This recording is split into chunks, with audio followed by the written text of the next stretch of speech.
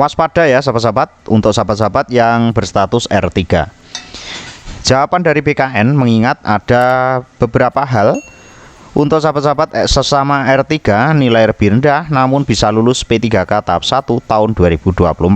Lalu ada apakah dan bagaimana jawaban atau respon dari BKD? Mohon maaf, dari BKN. Berikut ulasan lengkapnya. Sesama R3 nilai rendah malah lulus P3K 2024 tahap 1. Ada permainan, BKN beraksi. Pengumuman kelulusan P3K tahap 1 menyisakan banyak honorer yang berstatus R2 dan R3. Itu karena formasi tidak cukup dengan guru honorer yang diikuti seleksi.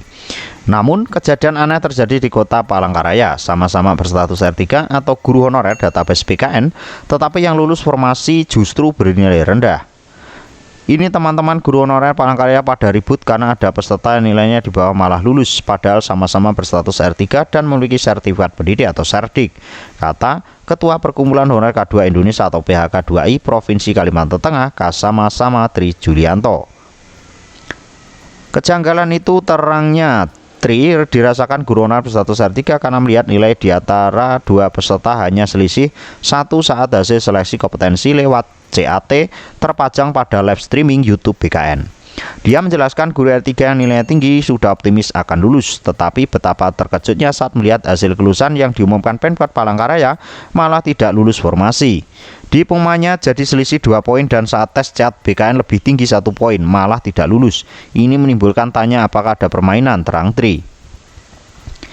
Merespon masalah tersebut, Kepala Pusat Perencana Kebutuhan ASN BKN Muhammad Ridwan yang dihubungi JPN secara terpisah mengatakan tidak bisa berpatokan dari live streaming YouTube BKN saja.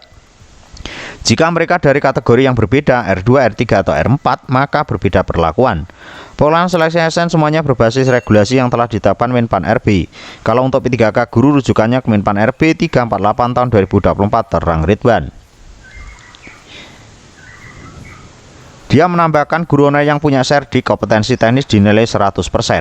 Oleh karena itu semua peserta P3K 2024 diimbau untuk percaya dengan Panselnas. Sambung PLT Kepala Humas BKN ini lagi. Pada akhir Desember 2024 Ridwan mengungkapkan alasan mengapa pengumuman kelulusan P3K 2024 tahap 1 tidak sesuai jadwal. BKN menerima ratusan surat permohonan dan instansi tentang perubahan hasil seleksi administrasi dari memenuhi syarat menjadi tidak memenuhi syarat dan sebaliknya. Demikian juga permohonan berupa afirmasi dari nilai valid menjadi tidak valid atau sebaliknya, perubahan persentase nilai afirmasi dan sebagainya. Surat-surat ini tentu harus dicek satu persatu dan itu pasti menghambat proses pengolahan nilai, bahkan bisa mengubah perankingan. Perubahan itu lanjutnya kemungkinan disebabkan beberapa hal seperti ketidaktelitian BKD atau BKPSDM atau Biro Kepegawaian setempat saat pemeriksaan berkas secara daring. Ada juga karena pemalsuan dokumen dan lain-lain.